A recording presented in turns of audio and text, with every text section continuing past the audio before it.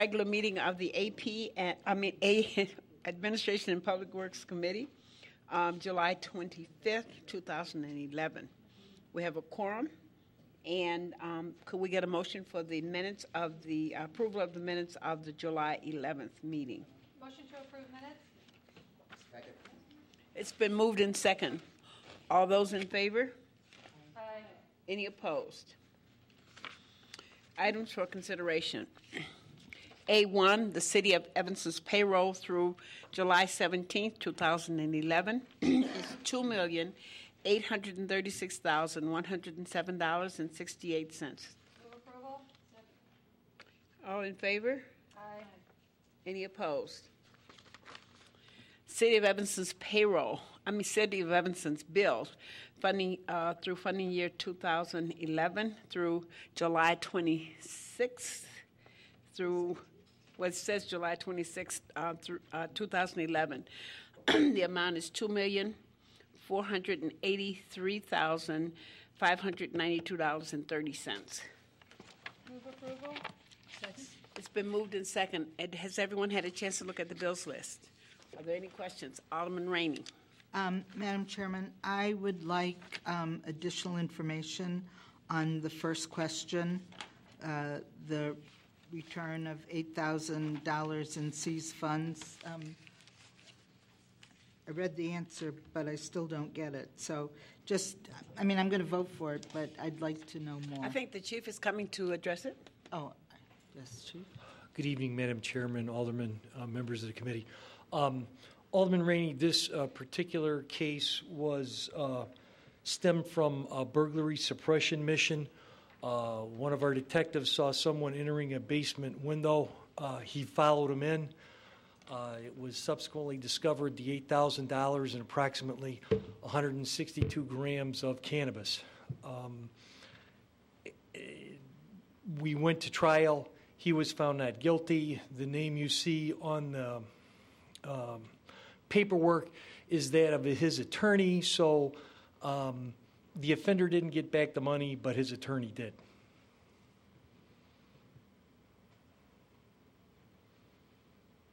How did we lose that case? Never mind. There were several. That explains it. Okay, thank you. Are there other questions from the bills list? Okay. It's been moved in second. All in favor? Aye. Any opposed?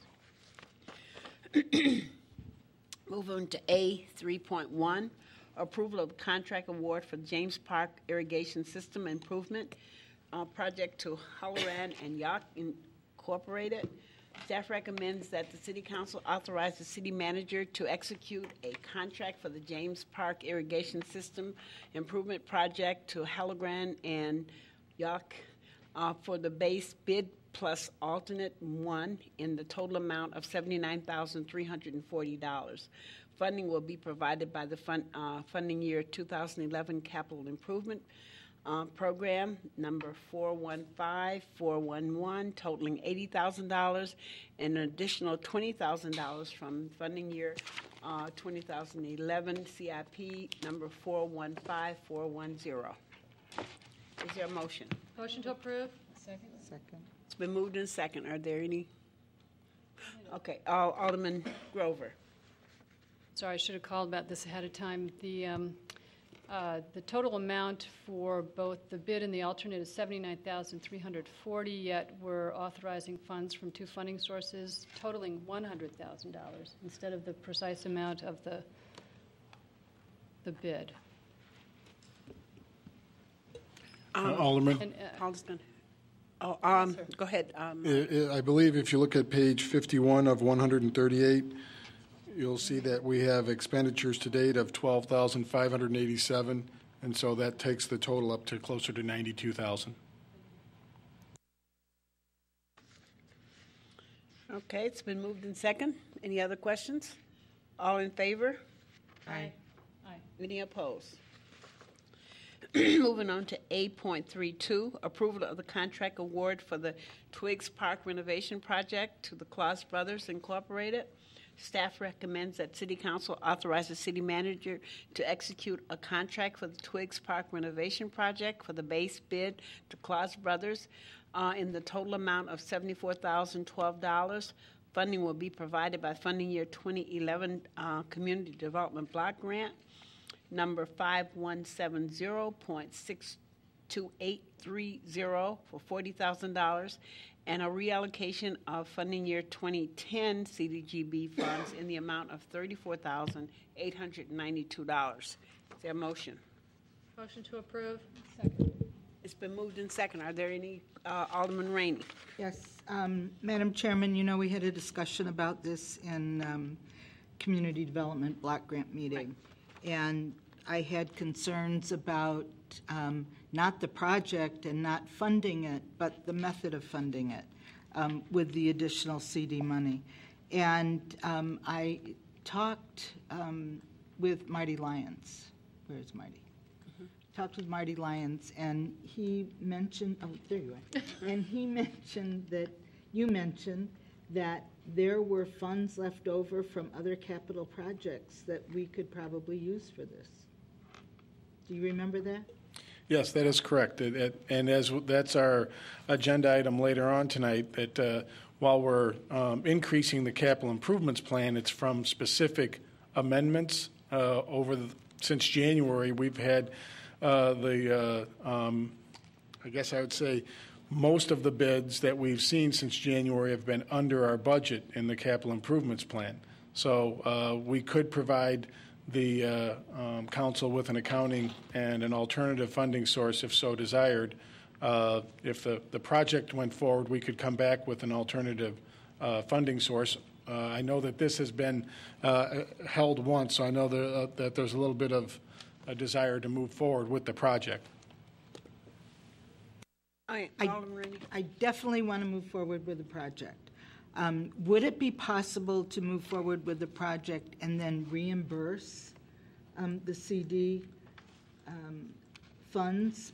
The reason I'm concerned is if this money were coming from another park project in the CD budget, that would be one thing. But it's coming from an area, and I know it's leftover money, but it's coming from an area of facade improvements. And I have always been very careful not to use facade improvement money in places where, for example, TIF money could be used or economic development money could be used.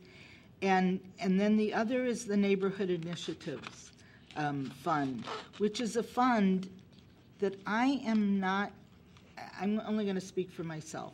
I have done a terrible job in that I've done no job in advocating neighborhood groups apply for this money. So, I mean, I'm sure others have done a better job, but I've done a terrible job, and I'd hate to see people in my ward be shortchanged because of my bad work. And I don't recall. I think the reason why we have so much money left in that fund is because neighborhood groups have not asked for it. And I think maybe we just haven't put it out there that they can ask for it. So those two funds are a couple of, I think, the most precious funds in the CD budget. And I just hate seeing them depleted, that's all. Well, if you remember from our discussion at our meeting last Tuesday, I believe it was, Ms. Flack reminded us that these will not be depleted. That's first off. That these these funds will run out in December. And this is already August. That it would, there would still be plenty of funds for neighborhood groups to apply for if they so chose. And I think that all of us will probably do a better job of letting our residents know that these neighborhood initiative funds are there. Alderman Burrs? Actually, can I ask Sarah Flax, could you send all the aldermen a brief description of what we can send out to our neighborhood groups on how to go about applying? When I first got on council, I know that I reached out to a couple neighborhood groups, but I really haven't since then. And part of it is I think we don't hear enough about it. So if we do maybe a better job of advertising. Having it, right. Is that okay? they will definitely apply. And while you're coming, Sarah, would you also remind them of the amounts that are left in those two funds? Thank you. Thanks, Sarah. Sorry for calling you on the spot there.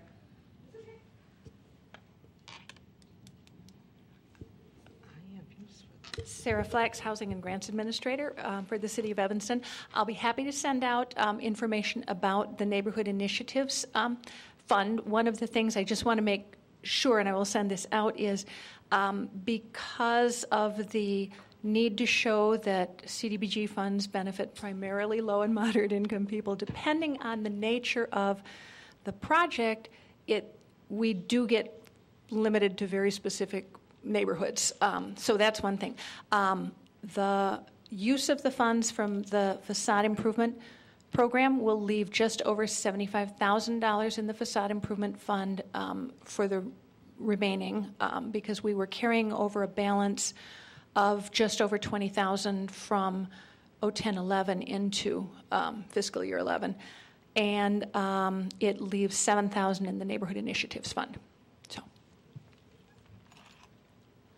I got Alderman Grover and then Alderman Rainey again. The scope of this project is really just under the base bid amount of $74,000 would amount to one gateway and removing an unused ComEd service. Am I right? We won't be doing the landscaping or the walkway. Is it one gateway at the south end of Twiggs Park, or? It's at the north end of Twiggs Park. It's at The north Green end. Bay. It's at Green Bay at Ashland where there's nothing Right. at all. Right, okay. Which is why we're really project. advocating that it be done. It really is needed. Near at the south end, too. Well, Near the, yeah, but it's a little bit better down there because Yeah. of the gardens and stuff. Good evening, Madam Chair, members of the committee. Paul D'Agostino, Superintendent of Parks, Forestry, and Facilities Management. You're correct, Alderman Grover. There is basically one gateway, removal of an unused ComEd pole, and then just some landscape restoration. Twiggs Park is one of our really loveliest assets in Evanston, one of my favorite places, and I'd love to see this happen. Alderman Rainey. And absolutely no need to imply in any way, shape, or form that this wouldn't happen. It's just that there is other money, and I'm not pleased with our use of this money. I'm not pleased that we have this money left over to be used. It should have been used on facades. We have plenty of neighborhood business districts where this money could have been used.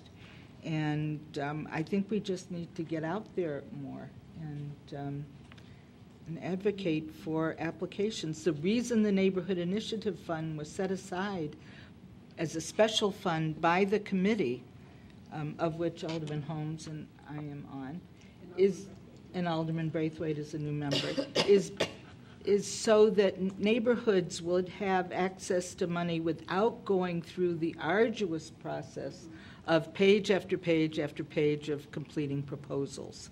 So this is just a quickie fund for needy causes.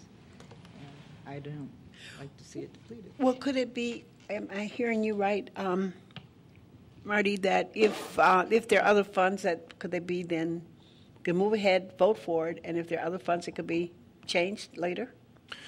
Yes, Madam Chair, members of the committee. I think what we would want to look at is the available funds and then also compare it, work with Sarah to find out if there's any use it or lose it situation. If we're working up against a deadline, our capital improvements funds, we have a better chance of rolling those over from year to year. If we're in a situation where we might lose funds, then, but we can put that in a short report back to the council as the project moves forward. Okay. Is that an acceptable way to go, Alderman Rainey? Well, I just want to make sure the project gets done and we don't lose the bidder. And so however they can do it, you don't care what pays for the project as long as the project gets done. Absolutely, So but we don't let's- want to lose the money No, either. no. Let's approve this, and if staff can do some fancy financial footwork, then. Okay. Okay, it's been moved in second. All in favor? Aye. Any opposed? Okay, moving on to A3.3, approval of contract award recommendation to O'Hara Construction for the cabinet replacement at Fleetwood Jourdain Community Center. Staff recommends that City Council authorize the city manager to execute a contract for the cabinet replacement at Fleetwood Jourdain Community Center project with O'Hara Construction in the amount of $26,360.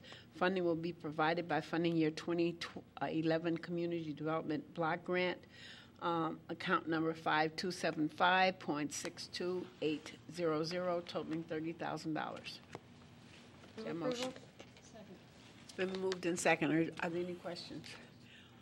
All in favor? Aye. Any opposed? A 3.4, approval of contract for the North Fuel tank repairs. Staff recommends that the City Council authorize the city manager to execute a sole source contract with Metro Tank and Pump Company in the amount of $23,948 to repair 2 underground storage tanks at the service center. In order to expedite this critical repair, since tank number 1 is already exposed, staff recommends a sole source contract with Metro. This underground storage tank holds 87 octane gasoline. Funding will be provided by funding year 2011, a municipal service center account number 2610.65515. Is there a motion? Move approval. Second. It's been moved and second. Are there any questions? All in favor? Aye. Any opposed? A 3.5, approval of contract for towing services to the North Shore Towing Service. Staff recommends that City Council authorize the city manager to execute a contract with North Shore Towing to provide towing and other related services for the city. The contract term is for the initial 3-year period commencing on August 1st, 2011 and terminating on July 31st, 2014, with 2 optional 1-year renewals. Funding will be provided by General Fund Account number 1941.62451, Boots and Tows. Is there a motion? No? I move approval. Is there a second? Are there any questions? Okay, I have Alderman Grover, Alderman Burris. Go ahead. No, I got it. Mine has more of a comment than a question. I have heard some complaints from residents about North Shore Towing going down basically from their facility near McCormick, heading east on Oakton. And even though there are signs at Oakton and Dodge saying truck route ends here, they continue to go down Oakton where they could be using other routes. So I would ask that the North Shore Towing, as part of this contract, adhere to the truck routes posted. That would be extremely helpful. We will make them aware of that situation, especially in light of the changes we've made recently, since they are a very active driver in the community. Right, and considering that would be, we could put that in as non-compliance if we continue to see them doing that. That would be helpful. Thank you. Tagging on to that question, isn't there a weight for trucks? I mean, even, or is it no trucks at all, or is it a weight of trucks? I just wondered if that you know? Unfortunately, there's no weight limit on the Oakton one at the moment. Oh, okay. No, sometimes you have trucks that are a weight limit. I just wondered. Ricky, do you know? Or Marty, do you know? Well, I would just say we would report back as far as the actions we take during the discussions with the contractor and moving forward. Okay. Alderman Grover, go ahead. First, a compliment to North Shore. I was talking with a softball teammate last night who said that during the recent outage last week or the week before, that a tow truck from North Shore Towing came down her street and used the truck to move a big tree out of the way so that the street became passable, and was really helpful to her in getting her car out, and did this with a smile on his face and gratis, as far as we all know. But I did get some complaints from a couple residents on our single-side towing recently. After all the debris had fallen, we needed to clear and clean the streets. And one of the questions was about revenue sharing, whether the city shared any revenue with North Shore Towing. And I see that as part of this proposal, there is a suggestion that perhaps revenue sharing could be part of this contract. Good evening, What are your Madam thoughts, Chair, Mr. Voss? members of the committee. Rick Voss, Parking Revenue Manager, City of Evanston. It is an optional proposal. It's been proposed every contract prior to this, and to date, we have not exercised that. The option is brought up by North Shore Towing as just strictly a suggestion that we revenue share if we wish to do so. Therefore, it would bring their rates up, and we would, the city itself would receive the balance between, for example, 145 to 170. The city would receive the $25 difference. And that's all it is. It's strictly an option that they have brought up every contract term. And it's not the recommendation of staff that we add a city surcharge onto the towing fee? I was going to hopefully just left that to the council. I had no recommendation on it, or staff had made no recommendation towards accepting or not. As to staff recommendation, I see on this one that we only got one response to our bid request on this. And it was North Shore Towing, and I wonder how enthusiastically staff recommends selecting North Shore Towing for our towing contract. They're the only bidder. Mr. Lyons? One of the reasons, and staff did consider this one of the, you'd call it a barrier to entry if you had your Economics 101 hat on, and that is that we require a yard in the city, and we have some other requirements that make the contract, it's easier for the incumbent to, from a cost perspective. A new vendor has to purchase that property or lease that property and be ready to go with the requirements of working within the community. And that being said, though, that has served us well, that requirement, as far as a minimum of complaints regarding the towing, that we don't tow to someplace in Chicago or to someplace further off-site. The vehicles are readily available for folks who've been involved in one of the issues with our tow trucks. Yeah, well, one other question, I guess. In the one case, Mr. Voss, that I sent to you, the email of the resident who was charged the towing fee plus the ticketing, and I think North Shore had miscalculated what the storage fee was, and you discovered that. And I wondered, do we have a way of double checking?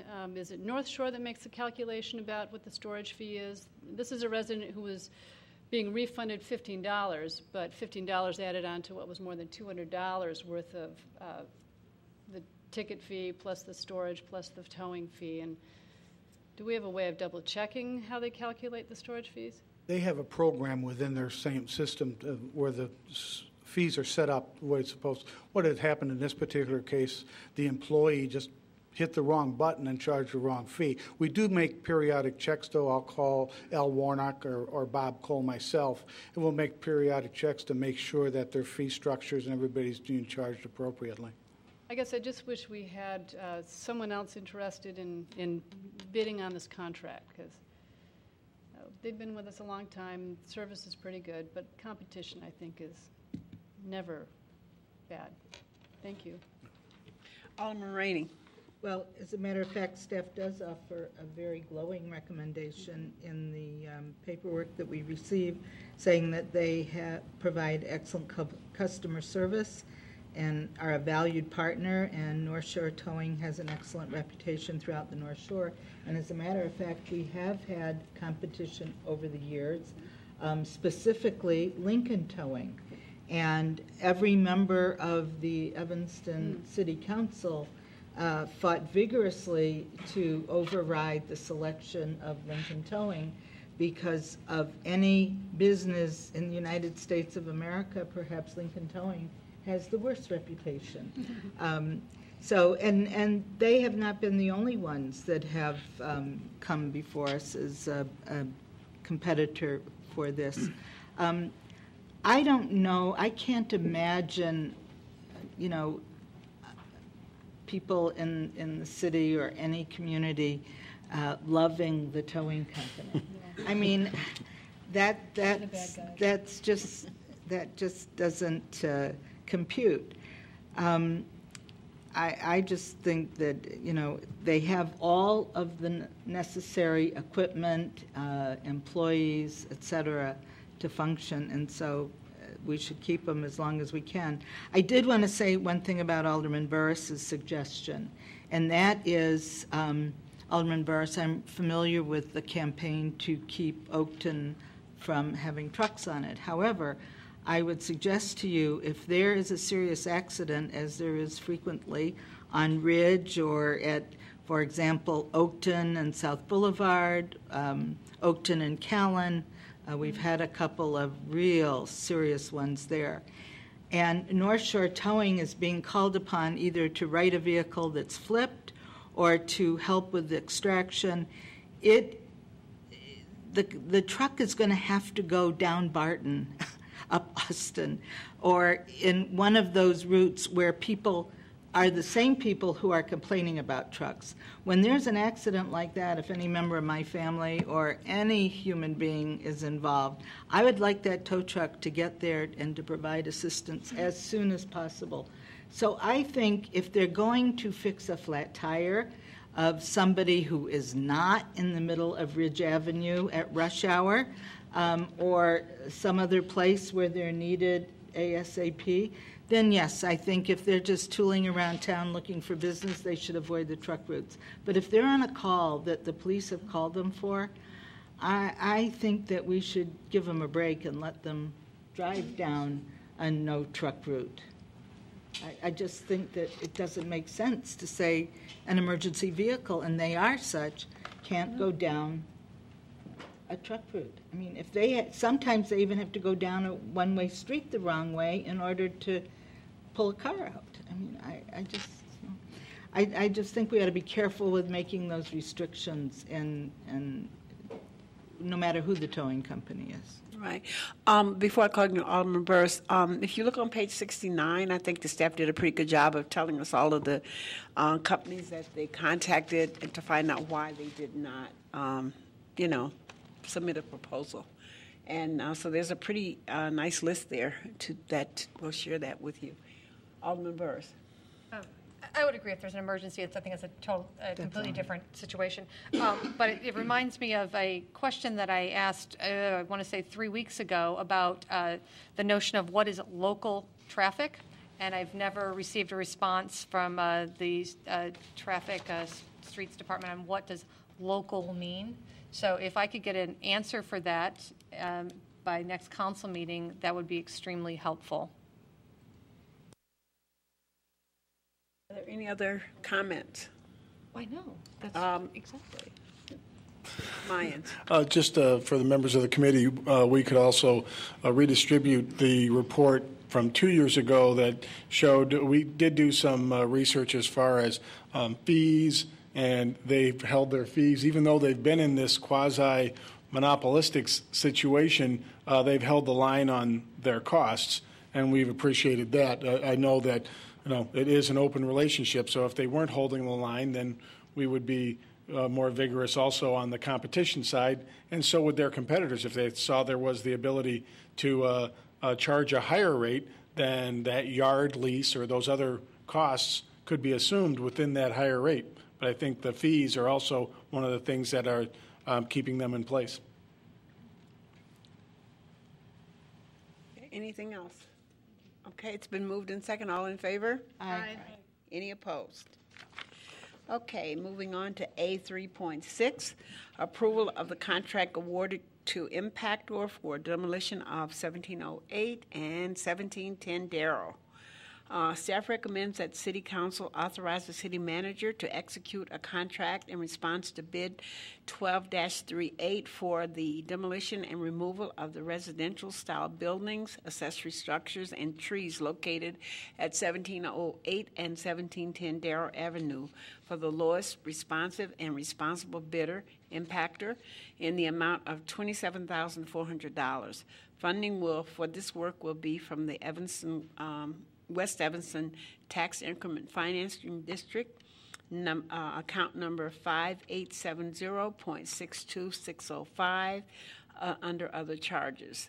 The adopted funding year 2011 budget for the West Evanston TIF included $490,000 for the capital projects, of which staff has budgeted $40,000 for this demolition project. Is there a motion?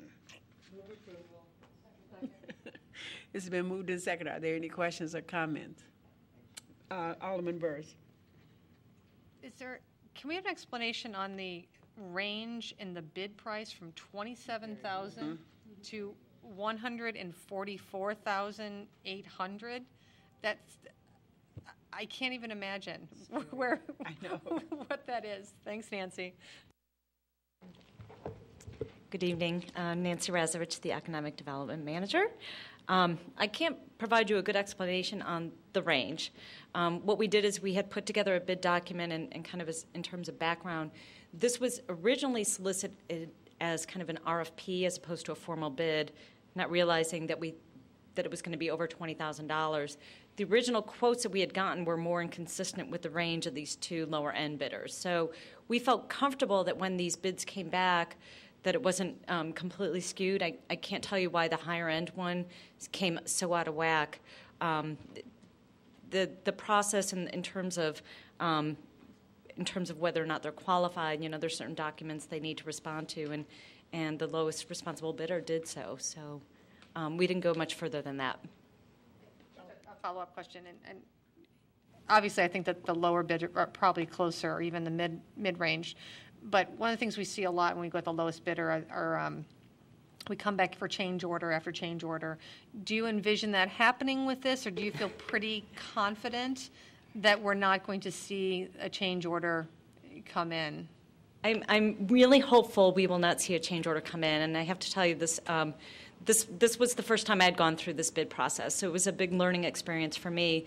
But I had the benefit of being able to work with Stephanie Levine from Parks and Recs, who's done a number of bids in general, as well as Ted Partika, our construction rehab specialist in community and economic development, who also does a lot of demolition work through the CDBG project. And we all collectively worked together on those specifications and felt very comfortable that what we had put together was a pretty tight spec. So we're hopeful that there won't be any change orders. And again, because it was consistent with the initial RFP responses, we feel comfortable that this is hopefully a good number. Yeah. Are there any other questions? Congratulations to you. Thank you. All in favor? Aye. Any opposed? Okay.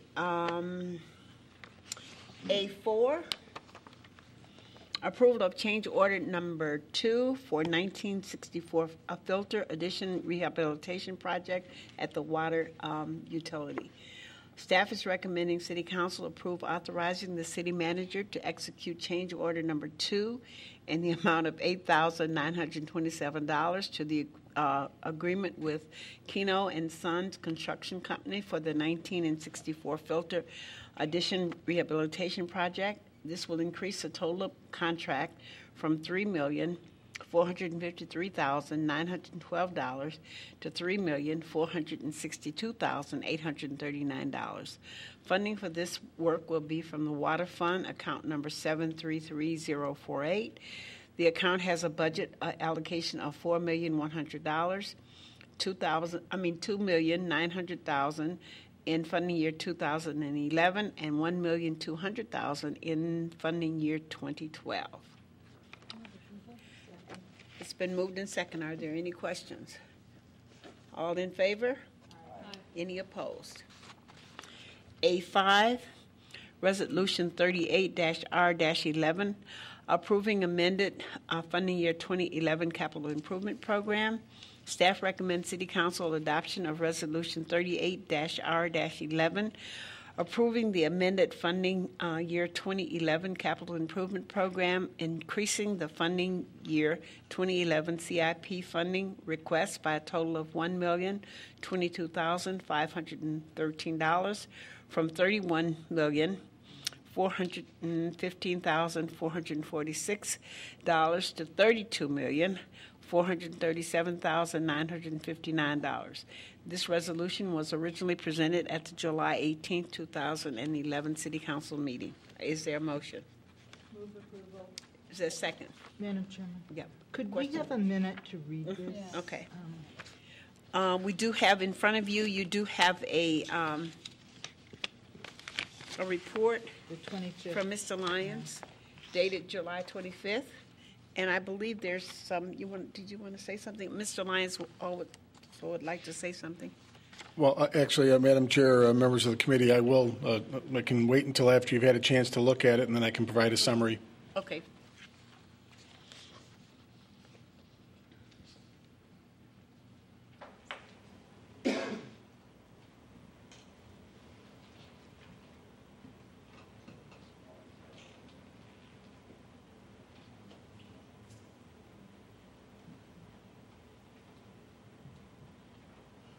And you want to go ahead with your summary? Yes, Madam Chair, thank you. First of all, if you recall, this came forward with both this agenda item and a budget amendment agenda item. And the budget amendment agenda item is scheduled for next Monday on the 1st. We'll be discussing that. I'd like to make it clear that not all changes to the capital improvements plan require a budget amendment, and not all budget amendments will impact the capital improvements plan. So while the documents came to you on the same night, they are not completely in lockstep at all times. Just to make sure that we understand that as we walk through both documents over the next 2 weeks. What you have before you, and I can provide copies to press as well, is, and I'll be able to just address it on screen. This page is straight out of the budget document, and what we've done is we've added a reconciliation section to point out the changes from what is included in the budget document that is online, which is the $31,415,000 amount. And the memo that you have walks through the changes there, and I can walk through those again, or I can take questions from the alderman.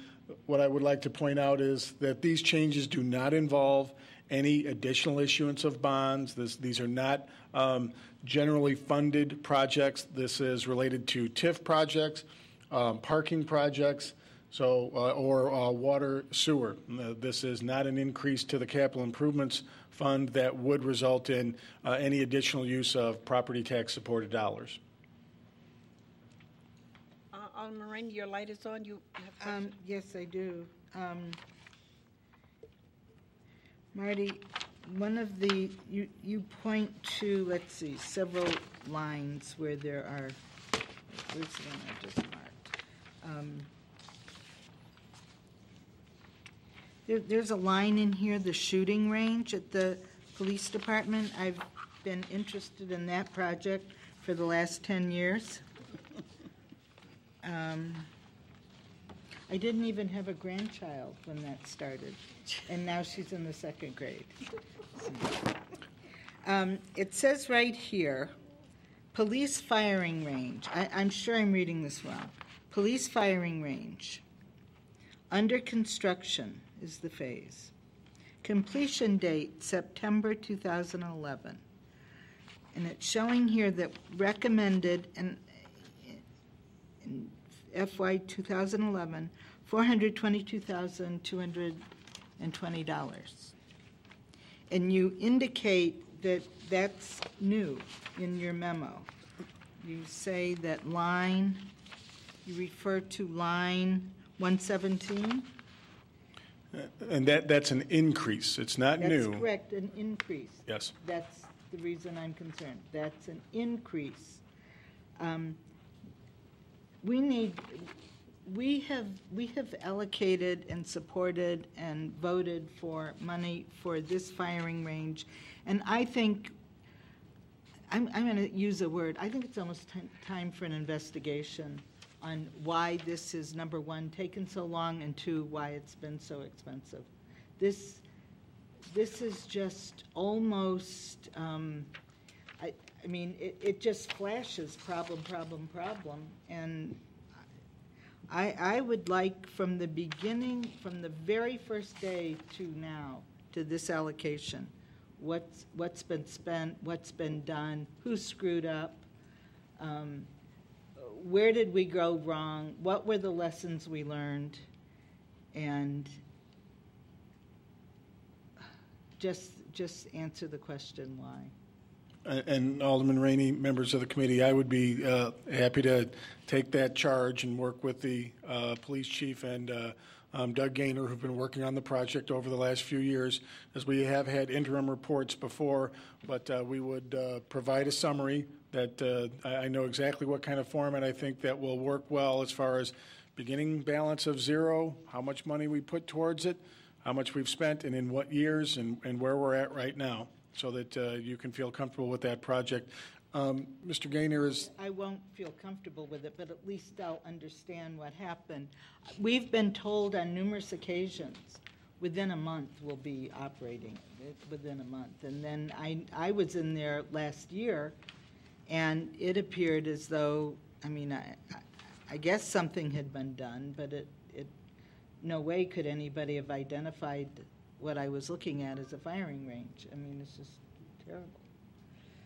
Maybe included in the report. Maybe included in the report could also be some of the problems that have come up. I mean, since I've been on the council, I remember hearing, lots of times they start one thing and then they discover another. So maybe that would be helpful too, to remind us of all of the problems that have come up in terms of doing it. Remember when they were? Yeah, who all the high-priced consultants have been, and Yeah, all of that. But I mean, I'm talking about the problem part of it too. I think that added to the time and the cost. I'm just shocked. Oh, Alderman Breathwaite, I'm sorry, I didn't see your hand. Marty, this is a different question. It's on page 4, and it's regarding line 144 and also line 149, funding for Grandmother's Park. I'm just trying to get an explanation. There's an IDNR grant for $35,000, and then there's also, it looks like a private donation for $125,000. Is that $125,000 monies that's already been collected and sitting in, being held by the city? No. At the present time, the methodology was that Grandmother Park would collect all of its funds, and once upon reaching the target per what was established at the Economic Development Committee, would then present those funds, and at that point in time, we would move forward with the cities executing a land purchase agreement, and I'm going to draw a blank on the name of the land trust, but with the land trust agency who agreed to participate. So the city's stake in the game right now is $50,000 for the land, but that doesn't go forward until the necessary funds are completely raised. Alderman Burris. I think it would be helpful if you could supply Alderman Braithwaite with the response that came back from the original grant to IDNR when they rejected our grant proposal. I think that their comments on the rejection of the proposal are very telling, and we should look at that. I know that we're going back out to try to get the grant for next year, but I can't imagine that there are problems with our current grant. We can't fix those problems, and I can't imagine that we would get the grant in 2012. So I think it would be very helpful to hear from an outside agency what they think of the project. Okay. Alderman Grover. Thank you, Alderman Holmes. The one that stuck out for me is page 3, line 100, the Sheridan Isabella road project that was completed 2 years ago now, but it's on the capital improvement plan this year for $270,000. Is that an IDOT project? Is there? Yes. There So, complicating actually, Mr. Snyder's here, so I'll let him address it. I'm guessing there were just complicating factors in. Right. Madam Chair, committee members, Paul Schneider, city engineer. Yes, that project was completed back in 2009. We are still currently waiting the invoice from IDOT via the village of Wilmette. So we've set aside that money in the budget anticipating that invoice coming in. To date, it has not. How long have we been waiting? For the well, 2 years? we're coming up on 2 years now, yes. Madam Chair. Okay, Mr. I was just going to comment that we did have a little bit of activity at the start of this year, communications with Wilmette, but we did not, there was no follow-up on a final invoice. So I believe it's coming, and that's why it's still in there. If it's not, it will be carried over again into the next year, but we will have funds also set aside for it. So the way it's at the present time an interest-free loan. Alderman Rainey, your light's on. You have another? Oh, I'm sorry. Okay. Alderman Braithwaite. Alderman Braithwaite? Wait, one more, one. Go ahead. We asked last time for a written report on the grandmother park issue and the 1817 church. We asked for a report on the 1817 Church Street Public Arts Center study. It's in here still for $30,000, and that just needs on line 57, page 2 of 7. Page 57. Madam Chair. I asked about that the last time. Mr. Lyons. I apologize for not having that report ready as of this date. However, we do have Mr. Griffin here, and also as far as Grandmother Park, Doug Gaynor is here, and I was also involved at the Economic Development Committee. But per the earlier discussion on Grandmother Park, I think we understand what it is we need to follow up with to the full council as far as just a Friday packet information on Grandmother Park. And if I may, Mr. Griffin. Mr. Griffin, yes, would you address 1817? Good evening, Madam Chairman, members of the committee. Yes, I worked with Doug last few days on 1817, and we thought what was more important with the this particular project is to keep this as a $30,000 placeholder. As Alderman Rainey and several other members are aware of, we've gotten a proposal from a contractors group out there to basically rehab that with a lot of their sweat equity, about $130,000 that they put in, and we're seeking a $200,000 loan, no interest loan from the city TIF to basically complete that over the next 3 years. So what we opted to do is keep this $30,000 here as a placeholder, and for things like the appraisal and some of the work that we may need to bring that we'll come back to the council on, we'd rather use it for that than a public art study. But could we change the description to, legal or business expenses on the building? Yes, we'll do that. Thank you. I mean, that makes sense, but this. No, I have the same question. I give up. Oh, okay, all right. Thank you. Are there any other questions? It's been moved and seconded. All in favor? Aye. Any opposed? Okay, moving on to A6, Ordinance 63-0-11, authorizing the sale of surplus fleet vehicles owned by the city of Evanston. Move approval. Whoops. Staff recommends that the city council authorize the city manager to publicly offer for sale through public auction, Aubenhoff Auction Service, various vehicles and equipment owned by the city based on Ordinance 63-0-11. The vehicles are equipped and equipment are presently out of service and are assigned to various divisions and departments within the city of Evanston. Motion? Move approval. Second. Okay, are there any questions? All in favor? Aye. Any opposed? Okay, moving on to A7. We do have a speaker for A7. I'll read it, and then we'll have our, so you to be familiar with it, and then we'll have our speaker. Ordinance, well, no, let's have our speaker first. We have Faye Lomax Cook.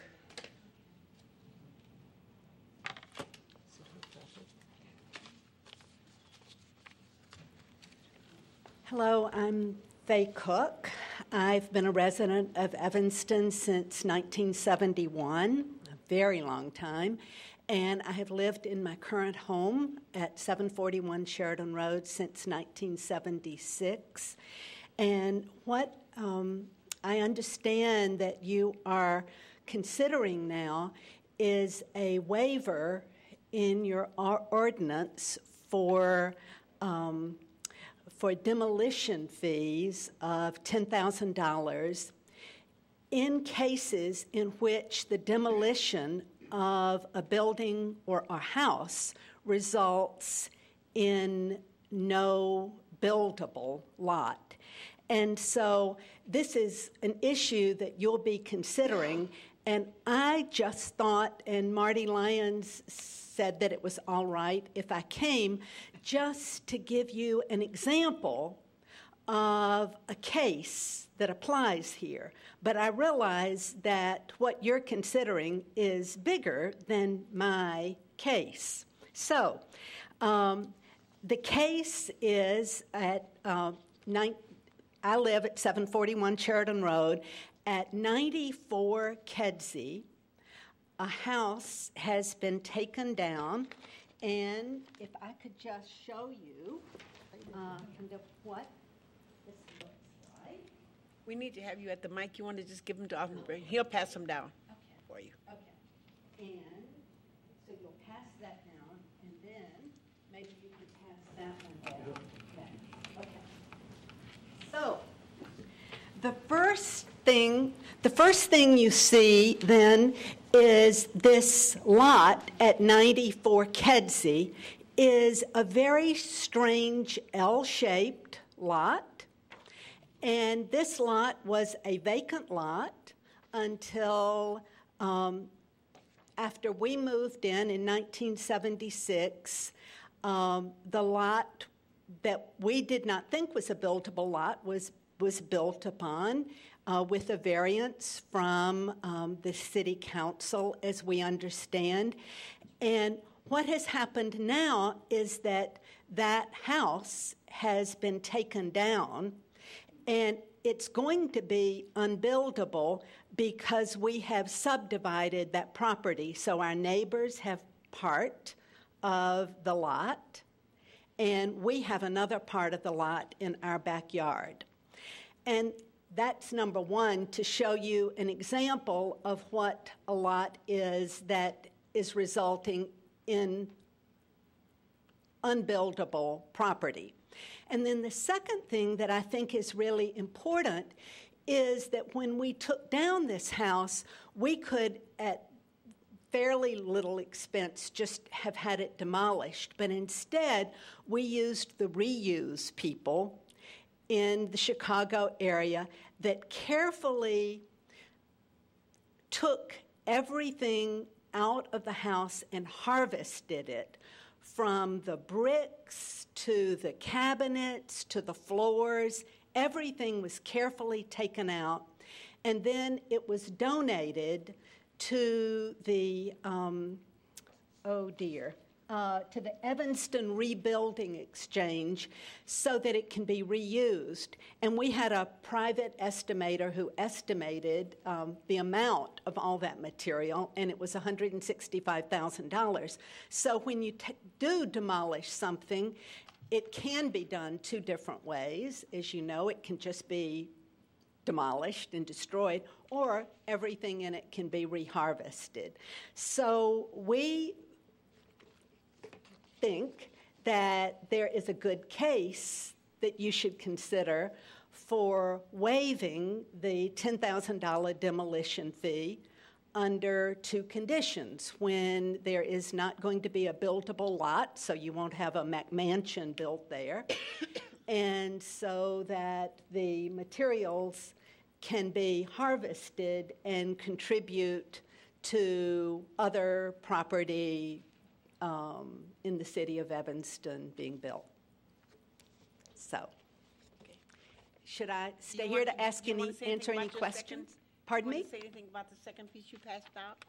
The second is just, as an example, all the things that were harvested from the 94 Kedzie property, and just give you an example of all the things that were harvested that were then contributed to the Evanston Rebuilding Exchange. Okay. Thank you. Let me read it, and then we get into discussion, okay? A7, ordinance 62-0-11, approval of amendment to Title 4, Chapter 22 of the City Code regarding demolition taxes. Staff recommends approval of ordinance 62-0-11, amending Title 4, Chapter 22 of the City Code regarding demolition taxes. This ordinance will provide a waiver process for properties that involve demolition without possible redevelopment as originally contemplated in a definition of the tax and properties that recycle demolished materials. Is there a motion? Move approval. Is there a second? Okay, it's been moved and second. Alderman Rainey. Do you know that the reason for this amendment is 94 Kedzie? I mean, do you think it's just coincidental that you had the same situation? Because the reason for this amendment, according to our staff memo, is because of the situation you found yourself in at 94 Kedzie. You didn't know that? I would assume that this could be a larger issue. I didn't know it was just because. Well, your experience is what triggered the amendment. So you're sort of a trailblazer here. A very, very interesting case. But I certainly agree with the proposal and the amendment. But I just wanted to comment on the demolition tax in general. The reason for this demolition tax, in my opinion, is not to reduce the number of tear-downs, period. The reason is McMansions. Tearing down is one thing, but building a big fancy house where you tore down another big house or a little house or any kind of house is not the reason. It's the McMansion that's the reason. And there are other issues that need to be addressed in this demolition tax. And let me give you one that was close to coming to us, but the economy shorted it out, and it hasn't come to us yet. But there are 3 little buildings at the corner of Dobson and Ridge. And there is a planned development and an extension to allow for this project to go forward at some time in the future. 3 little rental buildings. They have 6 units each, so that's 18 units. The plan was to build a condo, I think, with 40 units, something about like that.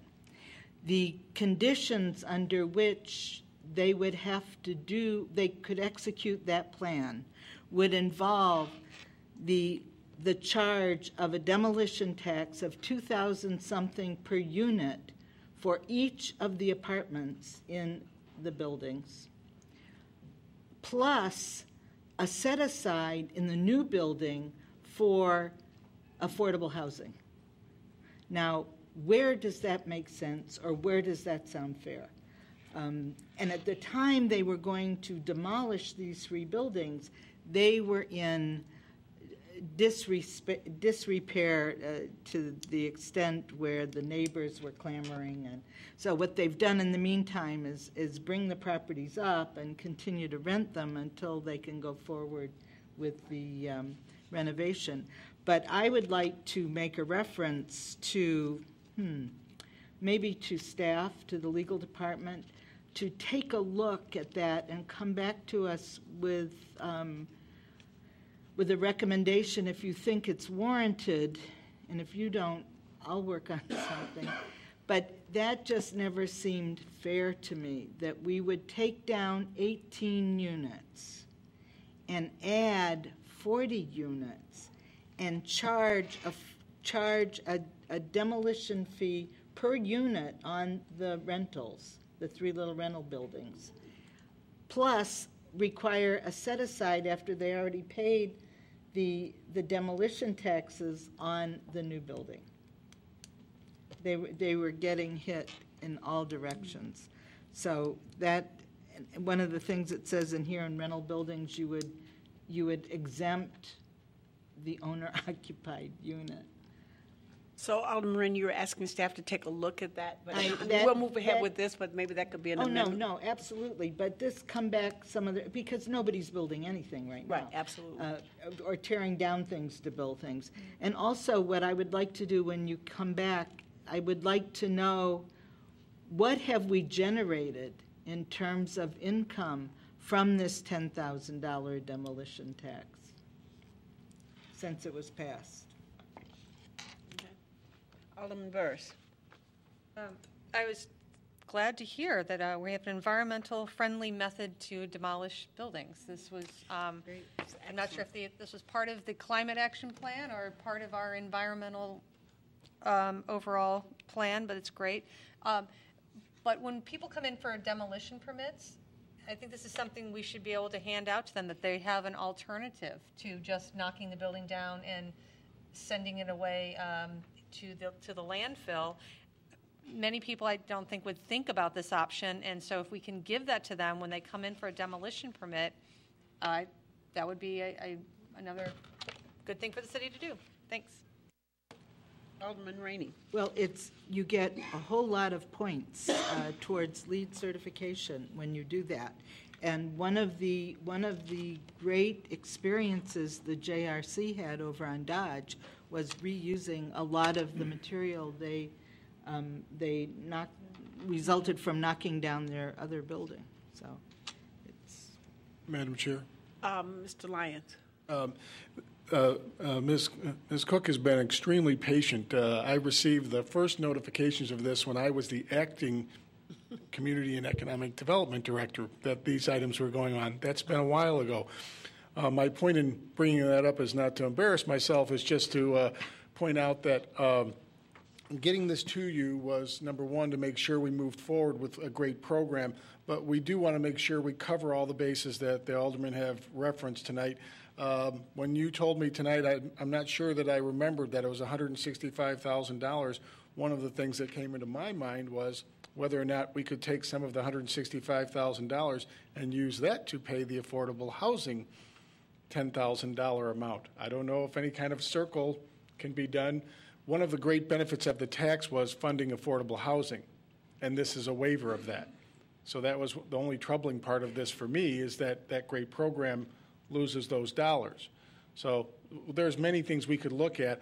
I did want to just bring this forward so that this situation or ones exactly like it would be covered, but I do think there's further work we could do on it in the future. I think you misunderstood the 165. Yeah, I was going to say. The value of what she donated was right. that. Right. I understand there it was a value to someone, whether or not there was any actual cash value. Well, and I think that there's I think this is fantastic, but I also know, and I believe, I might have to have Steve help me out on this, but we tried very hard to do 1708 and 1709 with that same kind of process, but it was too expensive, and we couldn't do it. You want to comment?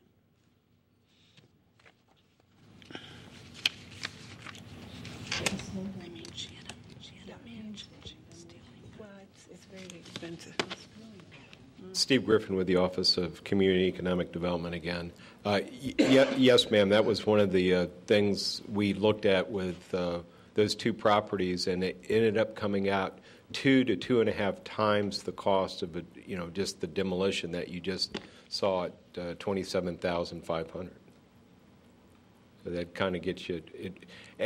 But I will say that was a little bit complicated by the fact we were going to reach out and actually basically teach contractors on how to do this demolition, and that drove the cost as well. So it just wasn't, the materials. It was about basically coming up with a educational program as well. So there's a little bit of apples and oranges. But. Right. Anyone else? Alderman Rainey? I think if we had to rely on the demolition tax for affordable housing, we wouldn't have too much affordable housing. I've never been a fan of this tax. I think we should have some kind of fee. I'm sure we do for demolition permits, but I'd vote in a heartbeat to eliminate this tax altogether. Just saying. Okay. Well, it's been moved in second. All in favor? Aye. Any opposed? Okay, we have no items for introduction, and that concludes our agenda. The Planning and Development Committee will start at 7:15. Thank you.